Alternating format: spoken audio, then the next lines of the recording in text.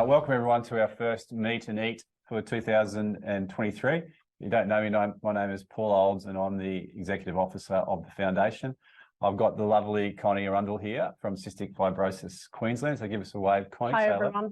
Excellent. I'd like to start this session by acknowledging and honouring the traditional owners of the land on which we meet today, including the Gorowa people and the Jarodawa people from around Toowoomba, where I am now, and we pay our respects to the Aboriginal and Torres Strait Islanders, cultures, elders, past, present, and emerging. So what I want to do quickly is just give you an overview of Cystic Fibrosis Queensland. They obviously received one of our grants in our last grant round, which was in November last year. They received $15,000 to purchase personal nebulisers for people with cystic fibrosis on the Darling Downs. And obviously Connie will probably cover that a lot better than me. But one thing that really stood out for this grant application was we're all about growing stronger communities. And in the application, it was pretty clear that people with cystic fibrosis, really do need these nebulisers. They make a massive difference. But one thing that really got me was looking at the National Insurance Disability Scheme. So if a person with cystic fibrosis goes into the palliative stage, then they qualify to get a nebuliser. But the crazy thing to me was the nebulizers actually prolong life and stop them going into that stage. So they obviously should have them well before then. So we're really, really proud that that money will be spent making sure people get quality of life, they can get a longer life and obviously spend more time in the community. But cystic fibrosis does a lot more than that. They fund research, they advocate on behalf, obviously, of people living with cystic fibrosis, and they deliver a lot of services and programs that really aim to alleviate the financial, physical and emotional burden of living with cystic fibrosis. So I think it's a really great charity. They're doing some great things. They actually applied for a grant in their first round and just missed out. And I've been working with them over the last 2 or 3 years to make sure we do get them some money. So really, really happy that we've been able to do that. So how the session will work is pretty basic. Connie and I will have a chat, which is great. We'll open up for questions at the end. The way that the studio is set up, Connie and I can't hear you, but you can definitely unmute and ask your question, and Paige here will do a great job of relaying it to us. And once you ask your question, everyone else on the Zoom except for us can hear it, so they'll understand what's going on. Or obviously you could type into the question box what it is. So I'm going to introduce you to Connie quickly, and then we'll get into the questions. So Connie's on the board. She's the Secretary of Cystic Fibrosis Queensland. She's a lawyer at Uni SQ, no longer USQ, yeah. Uni SQ, and was diagnosed with cystic fibrosis from birth. She is the recipient of a double lung transplant in 2017, Toowoomba local, and obviously really passionate about sharing her story, which is living and working with cystic fibrosis. So Connie, my first question to you, to put you on the spot, is just, can you please share your story? Absolutely. Thanks, Paul. So probably if I just start with a bit of an explanation as to what cystic fibrosis is. So it's the most common life-shortening genetic condition, and it affects 1 in 2,500 people.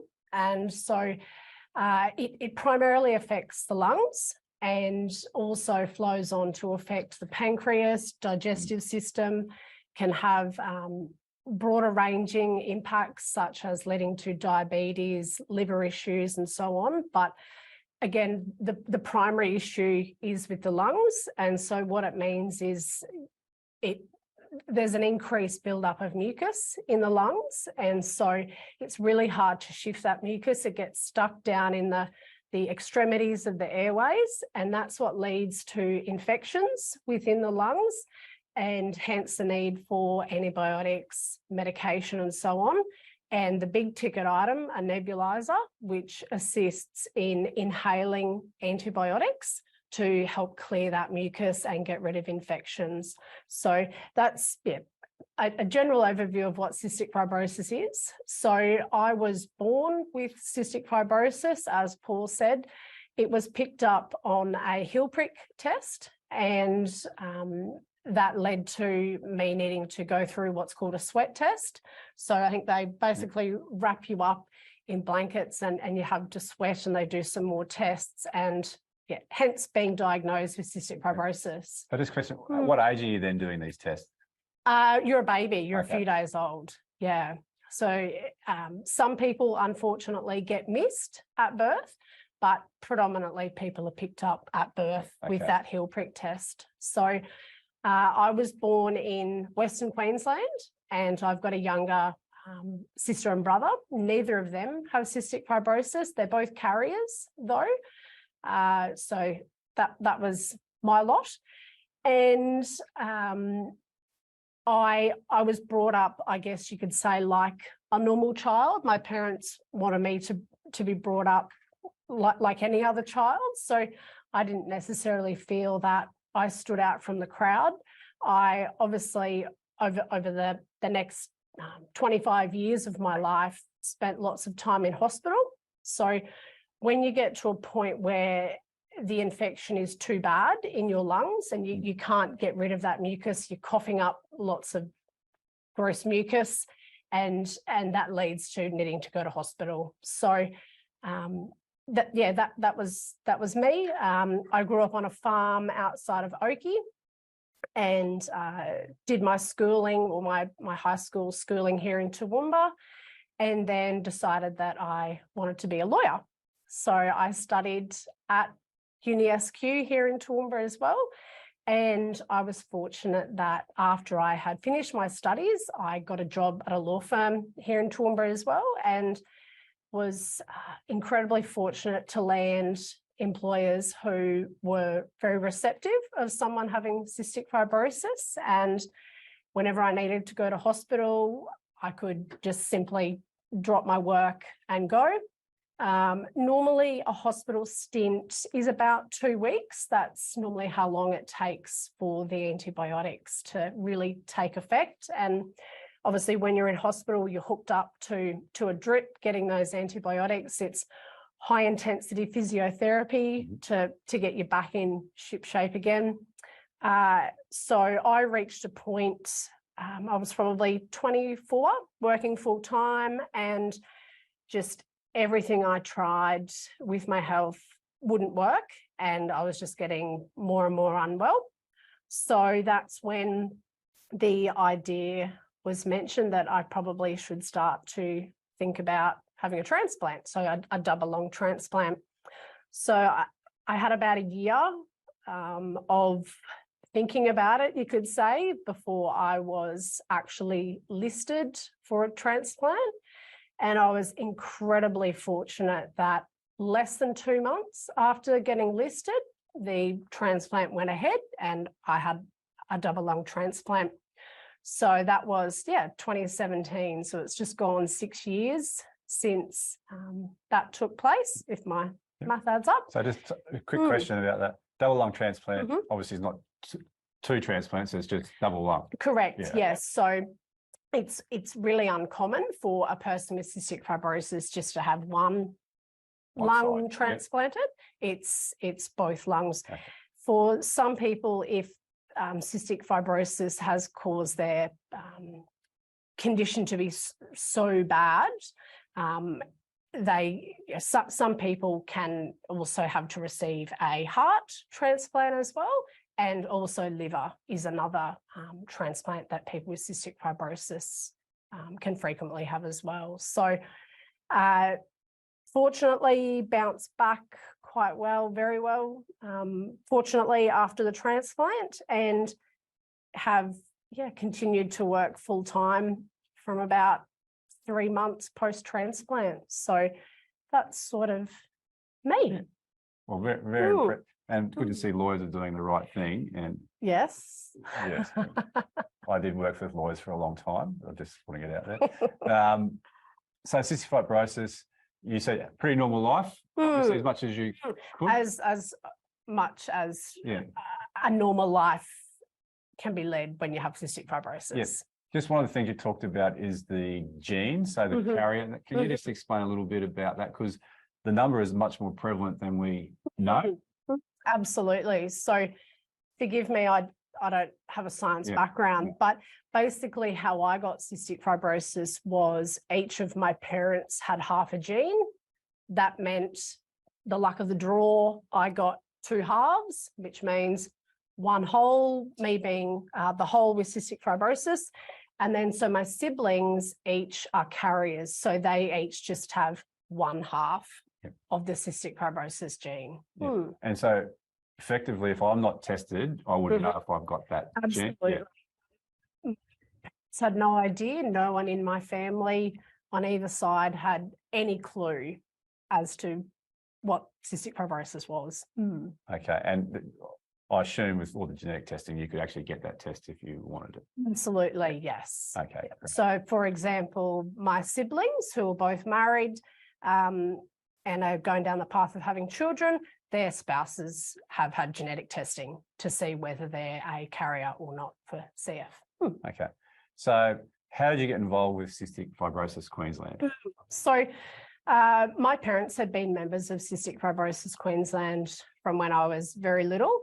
And I, after having my transplant, just felt that it was a really good opportunity to give something back to an organisation that just offers so many services to individuals with cystic fibrosis as well as their families. Okay, so they play the Cystic Fibrosis Queensland plays a pretty critical role then in Queenslanders with the disease? Absolutely. So Cystic Fibrosis Queensland offers a lot of services to its members. So things like physical activity subsidies, parking subsidies. When you're going to Brisbane for hospital treatment, those parking costs can add up very quickly. Other medical support, obviously the assistance in providing nebulisers, oxygen concentrators. So if you get to a point where the oxygen levels in your body are particularly low, they can assist with that as well. That's quite expensive medical equipment. Things like newly diagnosed kits for families. So when a baby's born, giving families lots of information and support as well.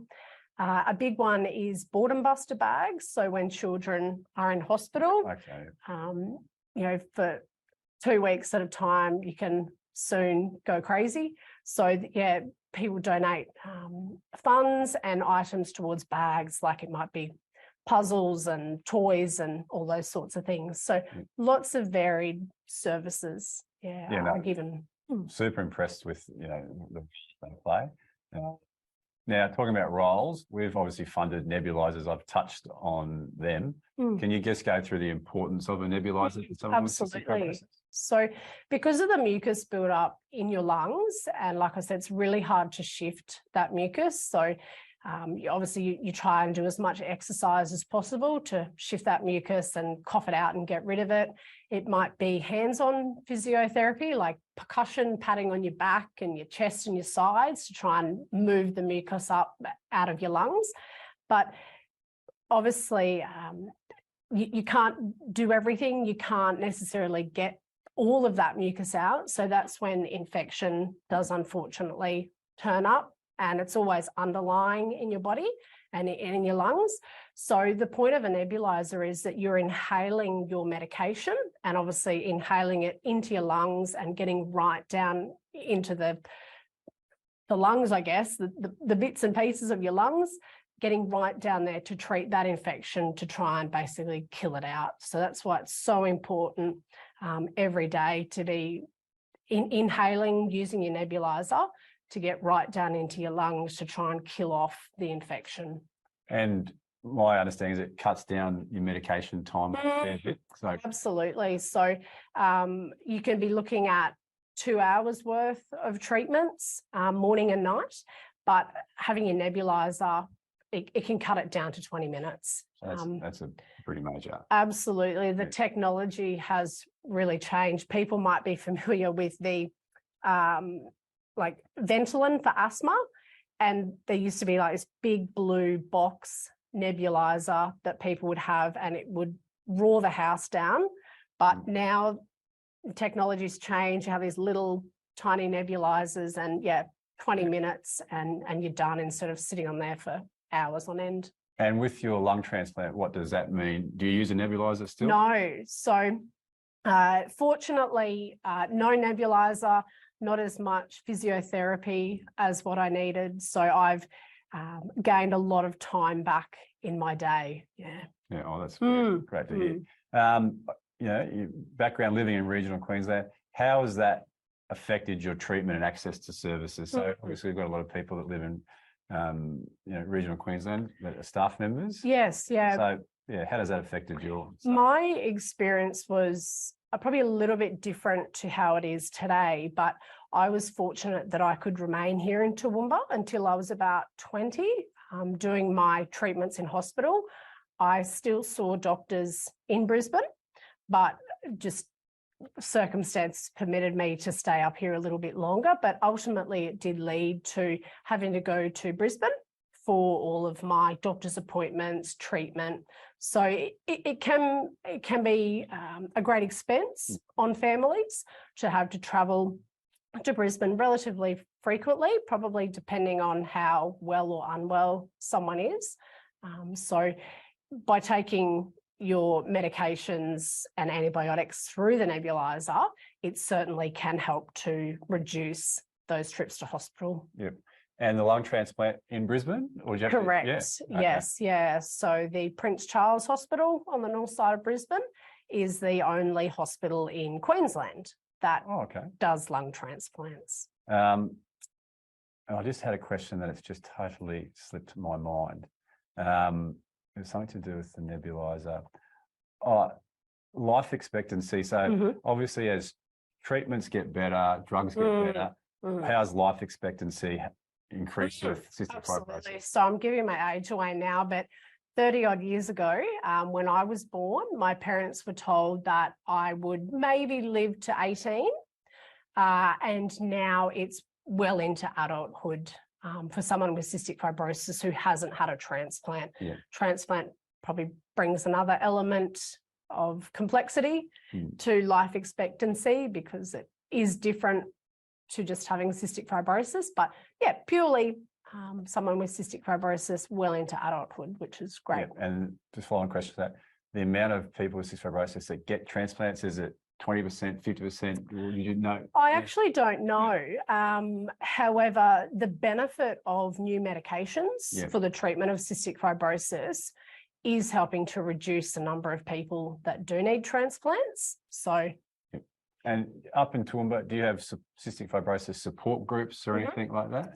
It's a really tricky thing, support groups for an illness like cystic fibrosis, because there's a high risk of cross-infection.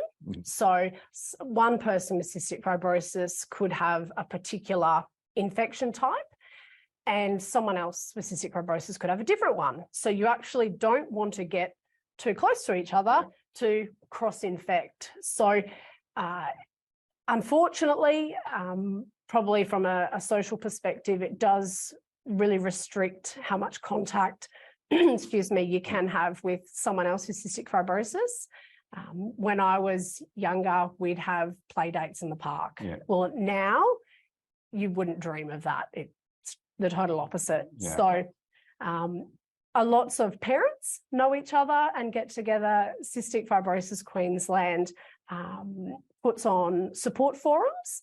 So it enables parents, individuals themselves with cystic fibrosis to join in, listen to forum members who have CF, they talk about their experiences, ask questions and so on. So very much gone down the technology path of communicating. And obviously COVID would have been really bad.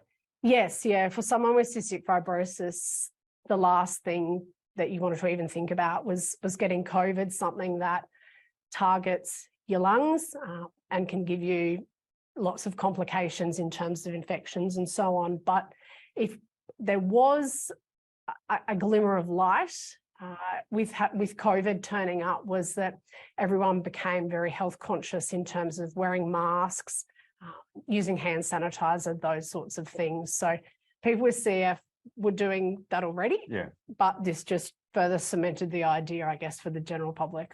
You guys are on the best practice from day one. Yeah, that's right. Excellent. I might open up to the audience.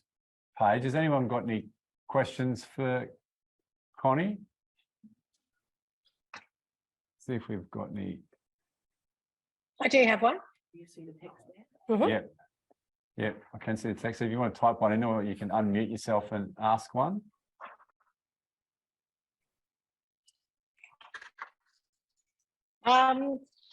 I've got one. So after you've had your transplant, does that minimize the reactions, or does it get rid of the disease, or you still have it, but So you still have cystic fibrosis because it's genetic. You can never get rid of it, but it just removes the lung issues.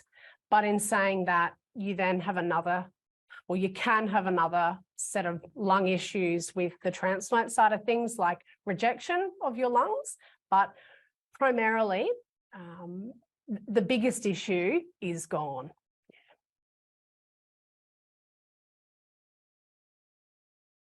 Come on, Joe, what's your question? No, I do have a question, Paul, as you often know.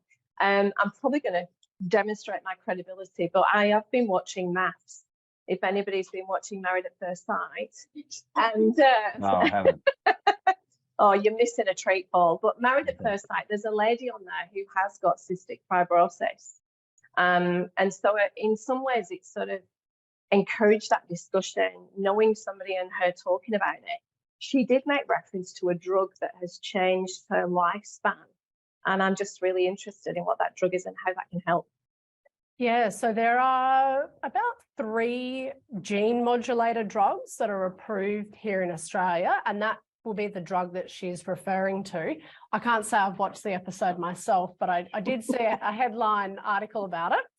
So what those drugs do is they target your genes. So the gene where you have got cystic fibrosis, it targets that and basically wants to counteract it. So what it means is people have less chest infections. It helps with their pancreas and their digestive system, and so generally, results in a I guess it's not really a reversal of all of the symptoms of cystic fibrosis, but it does help reduce the symptoms, you could say, of having cystic fibrosis. So as a whole, that then means that there's a greater life expectancy. So those drugs are very amazing.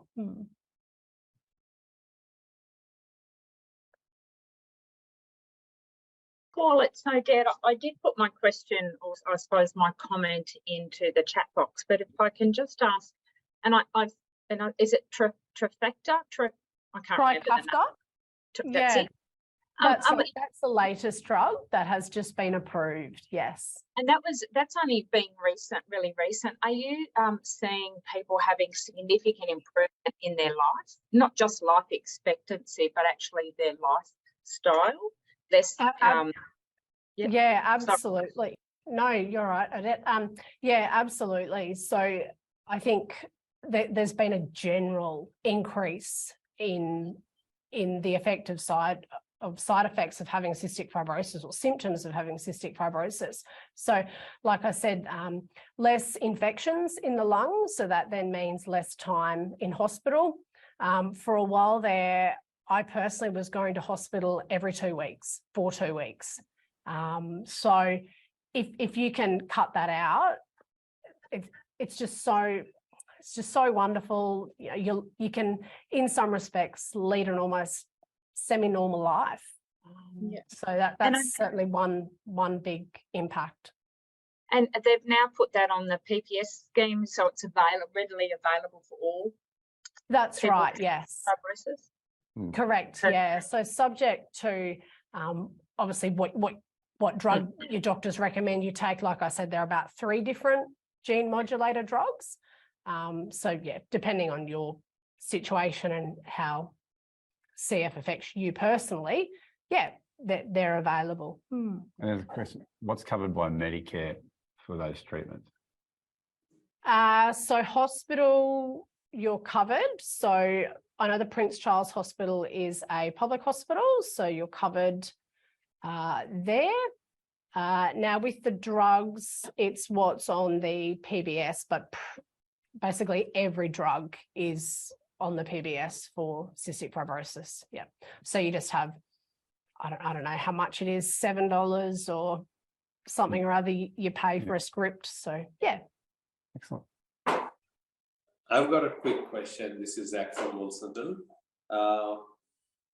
Look, you have been through a lot in your life. So mental health is always comes with the physical health, and physical health also comes with the mental health.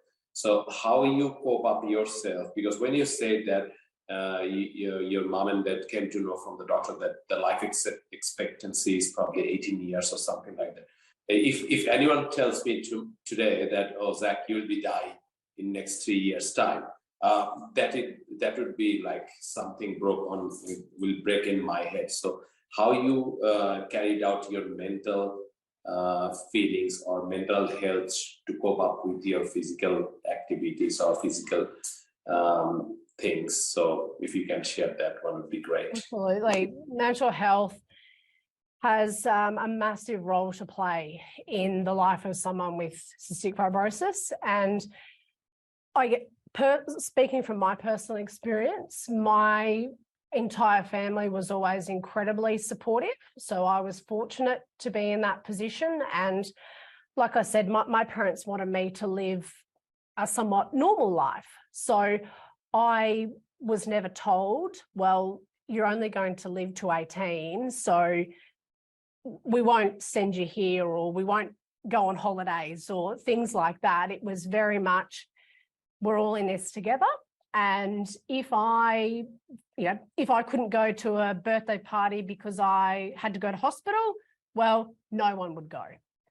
So I guess that was the approach that my parents took. And also, I think positive thinking is a very big thing. And that's what I was surrounded with. And so it was, well, I will go to university, just because I might get sick, I might pass away at some point, maybe I'll pass away halfway through my degree, it's a lot of money and hex, whatever. I didn't have that limitation. So it was just thinking, well, if you want to do something, you do it within reason, of course. And I know that a lot of people with cystic fibrosis don't have the benefit of that support, and they have been limited in their opportunities because the thing in the back of their mind has been that life expectancy. But because we're seeing these new medications, we have people who are, let's say, 25 and are suddenly realizing, hang on a minute, I can go to uni, or I should have gone to uni, or I should have got a job, or whatever it is, because hang on, I'm not going to pass away at 25. So I think the drugs are really opening up the world for people with cystic fibrosis, and looking at what opportunities are out there and the opportunities that they can take advantage of. So yeah, mental health is a massive thing. But thankfully, Cystic Fibrosis Queensland can provide mental health support to people with cystic fibrosis and their families.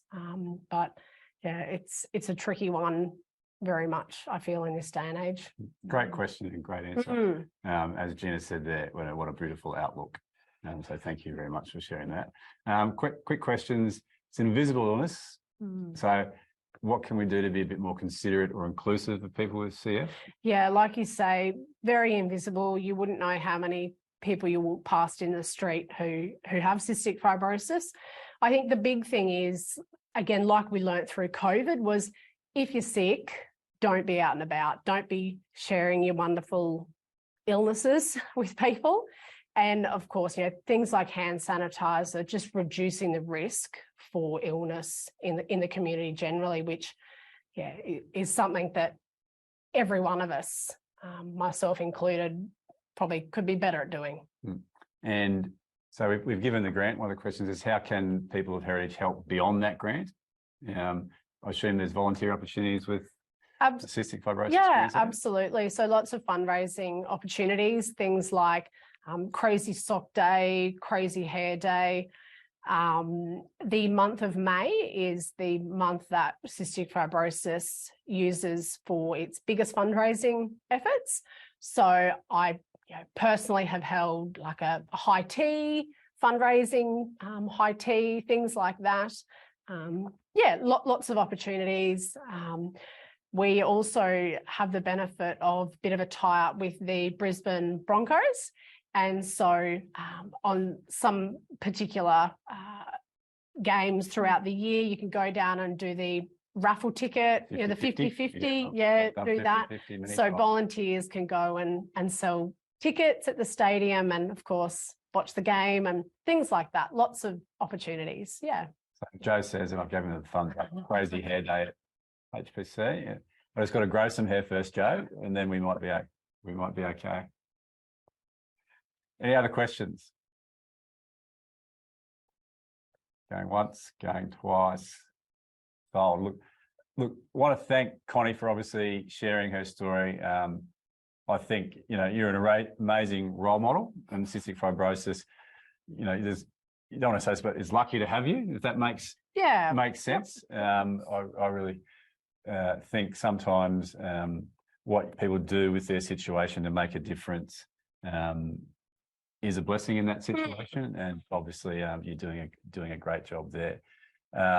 Look, as I said, I think the nebulizers that we've given really will make a massive life-changing change. You said 2 hours of medication down to 20 minutes, and they have gone to people obviously that need some financial assistance to get that. So those nebulizers wouldn't have been there.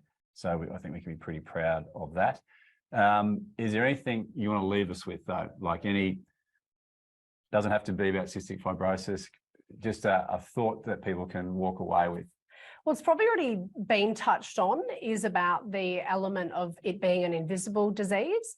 And again, you don't know who you're going to walk past in the street, who could be suffering from a chronic illness, whether it's cystic fibrosis or not. But just to remember that there are people out there suffering who, you can't necessarily see it, but any support is always welcome. And thank you very much to yourself, Paul, and Heritage Bank Charitable Foundation for your very generous support. No, it's great to have you. Look, and thanks everyone for attending. I know we're extremely busy at the moment, and I do appreciate you learning a little bit more about the foundation and obviously the wonderful support that we provide and the difference that it makes. So that's great. So everyone have a great day, good afternoon, and we'll see you next time for Outback Futures, which will be next month, and the date will come out soon for that. So much appreciated. Thank you, everyone. Thank you. Thank you. Thank you. Thank you.